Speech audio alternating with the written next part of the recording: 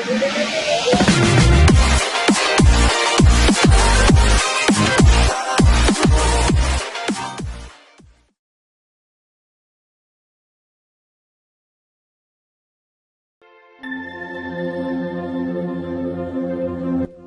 علیکم دوستو، آپ دیکھ رہے ہیں اردو داستان۔ آئیے سنتے ہیں اردو ناول اندھیری رات کے مسافر قسط نمبر 34۔ اردو ناول اندھیری رات کے مسافر کی سابقہ اقساط سننے کے لیے ڈسکرپشن میں دیے گئے لنک پر کلک کریں۔ مزید ویڈیوز کے لیے ہمارے چینل اردو داستان کو سبسکرائب کریں۔ شکریہ۔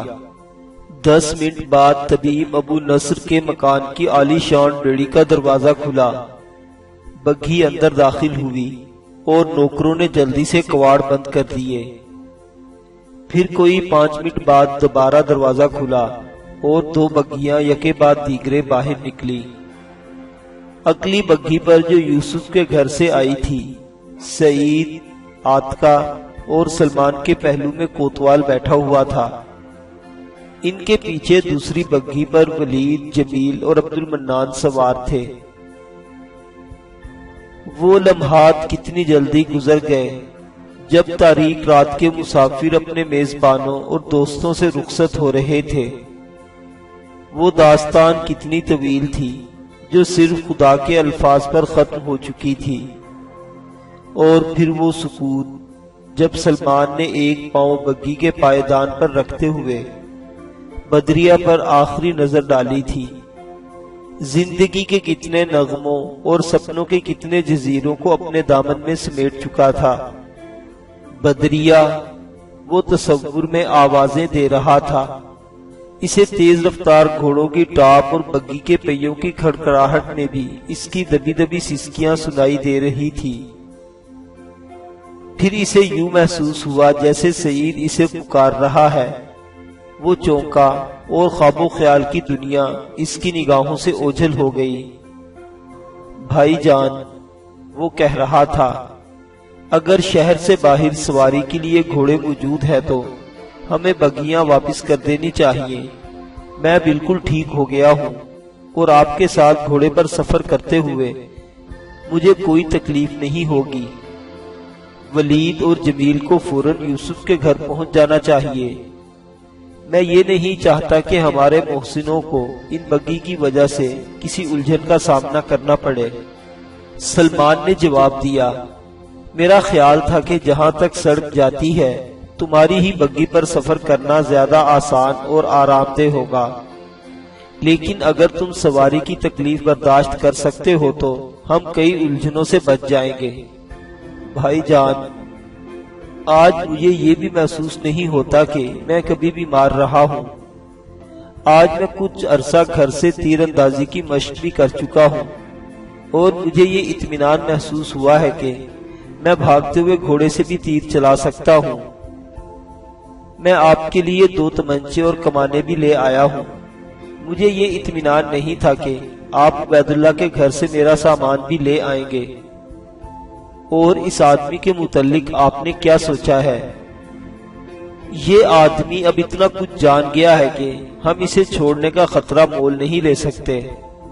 ہم شہر سے باہر نکل کر کوئی فیصلہ کریں گے۔ کوتوال نے کہا، خدا کے لیے مجھ پر رحم کیجئے۔ خاموش، سلمان نے گرج کر کہا، تمہارے منہ سے رحم کا لفظ سن کر حامد بن زہرہ کی روح کو تکلیف ہوگی۔ کوتوال نے سہمی ہوئی آواز میں کہا، جناب، حامد بن زہرہ کے قاتلوں سے میرا کوئی تعلق نہیں۔ میں آپ کو ان سب کے نام بتا سکتا ہوں اور خدا کی قسم میں جھوٹ نہیں بولوں گا۔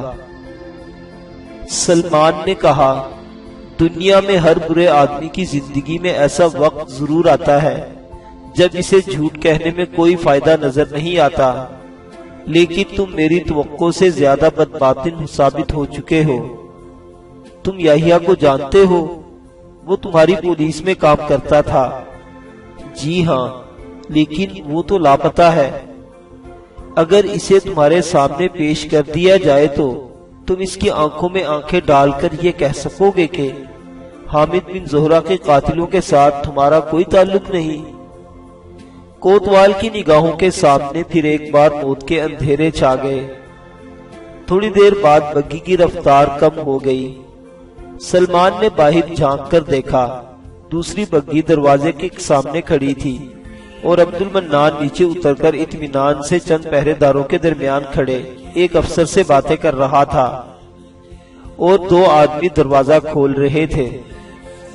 چند ثانیے بعد عبد المنان بگھی پر بیٹھ گیا تو افسر بھاگتا ہوا سلمان کی بگھی کے قریب پہنچا اور اس نے کہا، جناب آپ اطمینان سے جا سکتے ہیں، اب آپ کو دروازے کے آس پاس پولیس کا کوئی آدمی نظر نہیں آئے گا۔ ہماری طرح انہیں بھی یہ اطلاع مل چکی ہے کہ 2 دن بعد غرناطہ کی سلطنت ہوگی اور نہ اس سلطنت کی فوج اور پولیس ہوگی۔ آپ کے ساتھی سڑک پر انتظار کر رہے ہیں، لیکن آپ کو دشمن سے محتاط رہنا چاہیے۔ سلمان نے دروازے سے باہر سر نکالتے ہوئے اس سے مصافحہ کیا اور پھر بگھی چل پڑی۔ بگھیاں سڑک کے نشیب میں رک گئیں اور رضاکار شکستہ مکان کی اوٹ سے نکل کر ان کے گرد جمع ہو گئے۔ سلمان نے کوتوال کو دھکا دے کر نیچے پھینک دیا اور خود بگھی سے نکل آیا۔ اتنی دیر میں اگلی بگھی کے سوار بھی نیچے اتر چکے تھے۔ عثمان جو اپنی کارگزاری ظاہر کرنے کے لیے سخت بے چین تھا، آگے بڑھ کر بولا، میں آپ سے آدھا گھنٹہ پہلے شیخ ابو یعقوب کی بستی سے واپس آ گیا تھا۔ وہ یہ کہتے تھے کہ میرے آدمی اگلے گاؤں کے لوگوں کو خبردار کرنے کے بعد آپ کے ساتھ شامل ہو جائیں گے اور سعید کے گھر تک آپ کا ساتھ دیں گے۔ دوسرے آدمی نے کہا، جناب ہم آپ کے لیے گھوڑے یہی لے آئے ہیں۔ سلمان نے ولید سے مخاطب ہو کر کہا، یحییٰ کی روح اس اجڑے ہوئے مکان میں غرناطہ کے کوتوال کا انتظار کر رہی ہے، اسے وہاں لے جائیے۔ جمیل نے خنجر سے اس کے پاؤں کی رسی کاٹ ڈالی۔ 2 آدمیوں نے اس کا بازو پکڑ کر اٹھایا اور ولید اسے ننگی تلوار سے ہانکنے لگا۔ کوتوال جو اب تک موہوم امیدوں کا سہارا لے رہا تھا، اپنا آخری وقت قریب آتا دیکھ کر بل بلا اٹھا، خدا کے لیے مجھ پر رحم کرو، میں آپ کا ساتھ دینے کے لیے تیار ہوں۔ میں حامد بن زہرہ کے تمام قاتلوں کے نام بتا سکتا ہوں۔ آپ کو ابھی تک ابو القاسم کی آخری سازش کا علم نہیں۔ خدا کے لیے میری بات سنو، پرسوں دشمن کی فوج غرناطہ میں داخل ہو جائے گی، مجھے چھوڑ دو، میں عتبہ کو گرفتار کر کے آپ کے حوالے کر دوں گا، مجھے معاف کرو، مجھ پر رحم کرو۔ کوتوال کی ٹانگوں نے اس کا بوجھ اٹھانے سے انکار کر دیا تھا اور اس کے گھٹنے زمین سے رگڑ کھا رہے تھے۔ پھر شکستہ مکان کے ایک تاریک کمرے سے اس کی آخری چیخ سنائی دی اور اس کے بعد فضا میں سکوت طاری ہو گیا۔ سلمان نے عبد المنان سے مخاطب ہو کر کہا، اب آپ بگھیوں پر واپس پہنچنے کی کوشش کریں اور ہمارے لیے گھوڑے لانے والے رضاکاروں کو بھی ساتھ لے جائیں۔ پھر وہ اپنے ساتھیوں کی طرف متوجہ ہوا، آپ بھی فوراً اپنے گھوڑوں پر سوار ہو جائیں، میں اور عثمان آپ سے 50-60 قدم آگے رہیں گے۔ بظاہر ہمیں کوئی خطرہ تو نہیں، تاہم احتیاط ضروری ہے۔ 5 منٹ کے بعد بگھیاں اور گھوڑوں کے سوار مختلف سمتوں کا رخ کر رہے تھے۔ جب وہ سڑک سے شیخ ابو یعقوب کی بستی کی طرف نکلنے والے راستے کے قریب پہنچے تو انہیں سامنوں سے گھوڑے کی ٹاپ سنائی دی اور سلمان نے گھوڑا روک لیا۔ عثمان نے کہا، تم فوراً پیچھے جا کر انہیں یہ کہو کہ وہ سڑک سے ایک طرف ہٹ جائیں۔ عثمان نے ایک گھوڑا موڑ لیا۔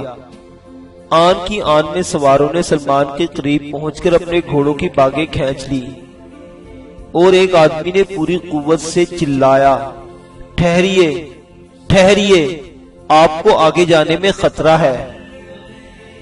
عثمان کو یہ آواز مانوس محسوس ہوئی اور اس نے کہا، یونس کیا بات ہے؟ جناب آپ کے دشمن اگلی بستی میں پہنچ چکے ہیں۔ یونس کے یہ کہہ کر جلدی سے دوسرے سوار کی طرف متوجہ ہوا تم واپس جا کر اپنے ساتھیوں کو اطلاع دو، میں ان کے ساتھ جاتا ہوں۔ جب اس نے گھوڑوں کی باغ موڑ لی تو یونس نے سلمان سے مخاطب ہو کر کہا، جناب آپ ابو یعقوب کی بستی کی طرف مڑ جائیں، ہم عتبہ کے آدمیوں کو زیادہ سے زیادہ دیر روکنے کی کوشش کریں گے، جلدی کیجئے، میں سڑک سے کچھ دور جا کر آپ کو سارے حالات بتا دوں گا۔ سلمان نے اپنے ساتھیوں کو آواز دی اور وہ گھوڑے بھگاتے ہوئے اس کے قریب آ گئے۔ پھر اس نے کہا، ہمیں اپنا راستہ تبدیل کرنا پڑے گا، تم ہمارے پیچھے پیچھے آؤ۔ تھوڑی دیر بعد جب وہ سڑک سے تھوڑی دور اجڑی ہوئی بستی کے مکانات کی اوٹ میں کھڑے تھے، یونس سلمان کو اپنی سرگزشت سنا رہا تھا۔ ہم ابو یعقوب کی بستی سے دوسرے راستے اگلے گاؤں کی طرف آئے تھے۔ جب ہم گاؤں کے قریب پہنچے تو ہمیں راستے میں دو آدمی ملے جو شیخ ابو یعقوب کو یہ اطلاع دینے کے لیے جا رہے تھے کہ مسلح سواروں کا ایک گروہ ان کے گاؤں میں داخل ہو چکا ہے اور وہ باقی رات وہیں گزارنا چاہتے ہیں۔ انہوں نے گاؤں کے ایک اجڑے ہوئے مکان پر قبضہ بھی کر لیا ہے۔ ان سے چند سوال پوچھنے پر ہمیں یہ معلوم ہوا کہ یہ لوگ جنوب کی طرف سے آئے تھے، اور چونکہ شام کے وقت سواروں کا ایک بڑے گروہ کو جو مغرب کی سمت سے نمودار ہوا تھا، نالے کا پل عبور کرنے کے بعد اجڑے ہوئے قلعے کی طرف جاتے دیکھا گیا تھا، اس لیے گاؤں کے لوگوں کو یہ خدشہ تھا کہ ڈاکوؤں کی کوئی بہت بڑی جماعت اس علاقے میں لوٹ مار کرنا چاہتی ہے۔ اس کے بعد ہم گاؤں کے اوپر چکر لگا کر سڑک کے قریب پہنچے تو ہمیں گھوڑوں کی ہنہناہٹ سنائی دی اور ہم احتیاطاً باہر ہی ایک باغ میں چلے گئے۔ پھر ہمیں چند سوار آہستہ آہستہ غرناطہ کا رخ کرتے ہوئے دکھائی دیے۔ آپ کو فوراً اطلاع دینا ضروری تھا، لیکن ضحاک نے یہ خدشہ ظاہر کیا کہ اگر ہم نے ان سے آگے بھاگنے کی کوشش کی تو وہ ہمارا پیچھا کریں گے، اس لیے ہم نے انہیں آگے نکلنے کا موقع دیا اور پھر سڑک پر پہنچ کر ان کے پیچھے پوری رفتار سے گھوڑے چھوڑ دیے۔ وہ شاید ہمیں اپنا ساتھی سمجھ کر بھاگنے کی بجائے رک گئے تھے، اس لیے ہم نے آن کی آن میں ان کے 3 آدمیوں کو سڑک پر ہی ڈھیر کر دیا۔ پھر ہم نے بائیں جانب کھیتوں میں کچھ دور باقی آدمیوں کا تعاقب کیا اور ایک کو ضحاک نے نیزے سے مار گرا دیا۔ جب ہم سڑک پر واپس آئے تو ایک زخمی قسطلہ کی زبان میں اپنے ساتھیوں کو آوازیں دے رہا تھا، لیکن ہمیں اس سے پہلے ہی یقین ہو چکا تھا کہ وہ عتبہ کے آدمی ہیں۔ ہمیں افسوس ہے کہ ہم باقی 2 آدمیوں کو بھی موت کے گھاٹ نہیں اتار سکے۔ اب وہ گاؤں میں اپنے ساتھیوں کو خبردار کر دیں گے۔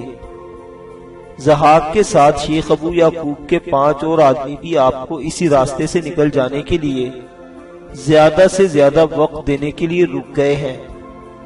ضحاک نے ایک آدمی کو میرے ساتھ روانہ کرتے ہوئے کہا تھا کہ دشمن کو آپ تک پہنچنے کے لیے ہماری لاشوں سے ہی گزرنا پڑے گا۔ سلمان نے سعید سے کہا، سعید تم عاتکہ اور منصور کو ساتھ لے کر فوراً نکل جاؤ اور ابو یعقوب کی بستی میں ہمارا انتظار کرو، عثمان تمہاری رہنمائی کرے گا۔ سعید تذبذب کی حالت میں کبھی سلمان اور کبھی عاتکہ کی طرف دیکھ رہا تھا۔ جاؤ سعید، میرا کہا مانو، اس نے گرجتی ہوئی آواز میں کہا۔ اور عاتکہ تم کیا سوچ رہی ہو؟ یہاں کوئی قلعہ نہیں اور تمہیں اس بات کا بھی ثبوت دینے کی ضرورت نہیں کہ تم ایک بہادر لڑکی ہو۔ جب میرا ترکش خالی ہو جائے گا تو میں تمہیں لڑائی میں حصہ لینے سے منع نہیں کروں گا۔ تھوڑی دیر میں ضحاک اور اس کے ساتھی یہاں پہنچ جائیں گے اور مجھے یقین ہے کہ عتبہ کے آدمی اس کا پیچھا کر رہے ہوں گے۔ پھر مجھے ان سے مقابلہ کرنے کے لیے تمہاری آنت سے زیادہ اس اطمینان کی ضرورت ہوگی کہ تم ان کے ساتھ ان کے ہاتھ نہیں آ جاؤ گی۔ خدا کے لیے جاؤ، تمہارے اس تذبذب کی وجہ سے کئی جانیں ضائع ہو جائیں گی۔ اور پھر انہوں نے گھوڑوں کو ایڑ لگا دی۔ سلمان اپنے ساتھیوں کی طرف متوجہ ہوا۔ ساتھیوں، اپنے گھوڑوں کو آس پاس کے مکانات کے اندر ہانک دو، ہو سکتا ہے کہ دشمن کی تعداد ہم سے زیادہ ہو۔ اس لیے تمہاری فتح کا انحصار اس بات پر ہے کہ تمہارا کوئی تیر رائگاں نہ جائے۔ جو مکان راستے سے زیادہ قریب ہیں ان کی چھتوں پر چڑھ جاؤ اور تیر چلانے سے پہلے میرے تینچی کی آواز کا انتظار کرو۔ یونس، تم سڑک پر جا کر اپنے بھائی اور اس کے ساتھیوں کا انتظار کرو اور انہیں اس طرف لے آؤ۔ مجھے ڈر ہے کہ وہ اس خیال سے آگے نہ نکل جائیں کہ ہم ابو یعقوب کی بستی کی طرف روانہ ہو چکے ہیں اور ہمیں مزید وقت دینے کے لیے دشمن کی توجہ دوسری جانب مبذول کرنے کی ضرورت ہے۔ اب ہم جتنی جلدی دشمن سے نپٹ لیں اس قدر باقی سفر میں ہماری مشکلات کم ہو جائیں گی۔ اس لیے ہماری کوشش یہ ہونی چاہیے کہ اتبا کے آدمی تمہارے پیچھے پیچھے یہاں پہنچ جائیں، اور یہ ضروری ہے کہ تم ہمارے پیچھے رکنے کی بجائے بستی کے آخری مکان کے پاس پہنچ جاؤ۔ جناب، میں سمجھ گیا ہوں، انہیں یہاں لانے کے لیے ہم بستی تک جانے سے بھی دریغ نہیں کریں گے۔ یونس نے یہ کہہ کر اپنے گھوڑے کو ایڑ لگا دی۔ وہ کوئی 10 منٹ تک ان کا انتظار کرتے رہے۔ بالآخر یونس 6 آدمیوں کے ساتھ واپس پہنچ گیا اور اس کے ساتھ ہی سلمان کو ان کا تعاقب کرنے والوں کے گھوڑوں کی ٹاپیں سنائی دینے لگی۔ بالآخر 7 سوار نمودار ہوئے اور پوری رفتار سے بستی کے آخری مکان کی اوٹ میں چلے گئے، اور اس کے ساتھ ہی انہیں سواروں کے ایک بڑے گروہ کے گھوڑوں کی ٹاپ سنائی دینے لگی۔